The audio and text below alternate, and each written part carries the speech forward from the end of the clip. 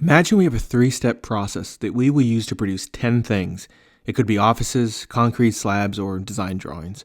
Let's consider what influence batch size, which is how many things we work on at once before releasing our work to the next person, has on the overall process.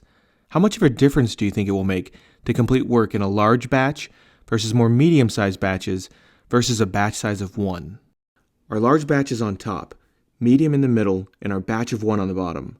Watch the way work in process flows or builds up. But what does that have to do with design and construction?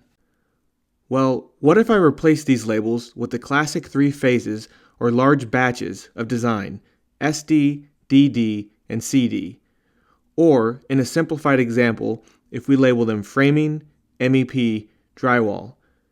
It's obvious that small batching and the batch of 1, commonly called single-piece flow, allow us to complete our work much sooner. But why? Look at what is happening at each step, each process. Look at all of the dots, the work in process that is sitting there waiting. There's a lot of accumulated waiting when you're working with large batches. It can be difficult to spot, but large batches increase the time between handoffs, the lead time from one step or process to the next. In other words, you're left waiting for the information or decision you need to continue your design. Or your crews are left waiting for the next large work area, a large batch, to be released so they can begin their work. Each piece of work in place that sits there waiting represents underutilized resources. Check out our large batch example. There are 10 dots in one process and 10 more in another. That's like 20 rooms sitting empty, just waiting to be released to our MEP trades or drywaller.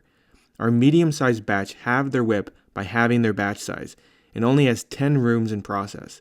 But look at our single-piece flow example. It only had 2 rooms in process the entire time, and it finished first.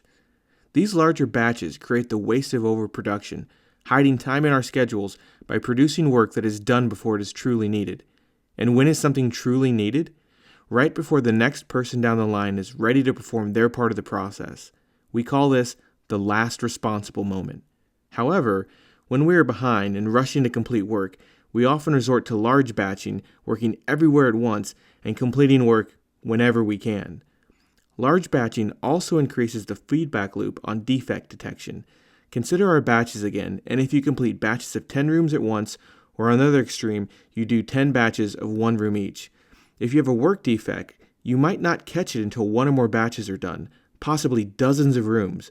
But with smaller batching, you would likely catch and fix it after only 1 or a few.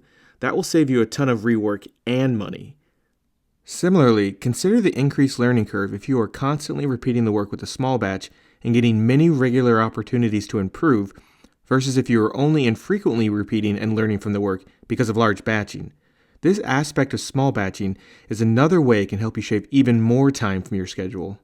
So, take a look at your processes. Start with the ones that are a bit behind or seem to not be flowing smoothly.